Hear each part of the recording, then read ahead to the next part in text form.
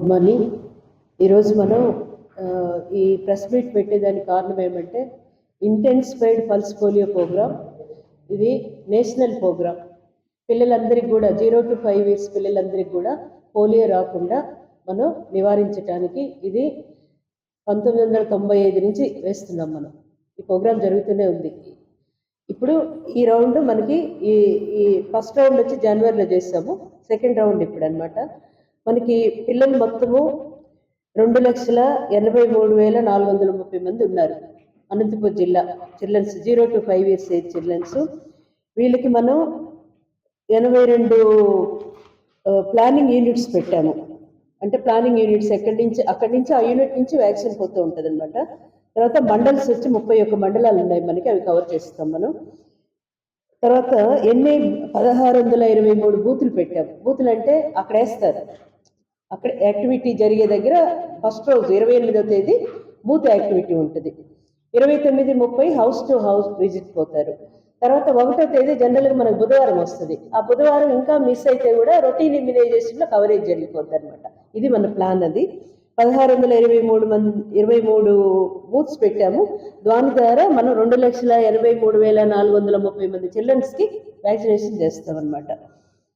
తర్వాత మనకి ఇంకో పాయింట్ ఏంటంటే మ్యాన్ పవర్ 5,247 మంది మన హెల్త్ స్టాఫ్ అయితేనేమి ఈ వ్యాక్సినేషన్ వేయటానికి ఐసిడిఎస్ వాళ్ళని, వాలంటరీ ఆర్గనైజేషను, తర్వాత వచ్చి ఎవరైనా స్వచ్ఛందంగా హెల్ప్ చేస్తామన్న వాళ్ళు మొబిలైజేషన్ పిల్లల్ని ఉపయోగించుకుంటాం అనమాట. టోటల్ మ్యాన్ పవర్ వచ్చి మన డిపార్ట్మెంట్ నుంచి మిగతా పక్క డిపార్ట్మెంట్ నుంచి కూడా 5,247 మందిని తీసుకున్నాము. దీంట్లో రెవెన్యూ డివిజన్స్ వచ్చి మనకి 3 ఉన్నాయి. రెవెన్యూ డివిజనల్ ఆఫీసర్ హెల్ప్ కూడా తీసుకున్నాము. తర్వాత దీంట్లో మొబైల్ టీమ్స్ 104 టీంలు, అంటే బూత్ యాక్టివిటీతో పాటు మొబైల్ టీమ్ ఆ మొబైల్ వ్యాక్సిన్ పెట్టుకొని మొత్తం తిరిగి ఎక్కడైనా మిస్ అయితే హార్డ్ ఏరియాస్ ఉంటాయి, ఏదైనా హిల్ టాప్ ఏరియా లేదా మనం రీచ్ కాలేని ఏరియాలో అట్లాంటివి ఉండి, లేదా ఎవరైనా మైగ్రేటెడ్ వాళ్ళు ఎవరైనా ఉంటే కూడా వాళ్ళని కూడా కవర్ చేస్తారు ఈ మొబైల్ టీం. ముఖ్యంగా mobile team bus station, railway station, తర్వాత కొన్ని ఏదైనా కవరేజ్ కానీ ఏరియాలు ఉంటే అక్కడ కవర్ చేస్తారు వీళ్ళు మొబైల్ టీమ్స్. అవి మనకి 104 పెట్టాము.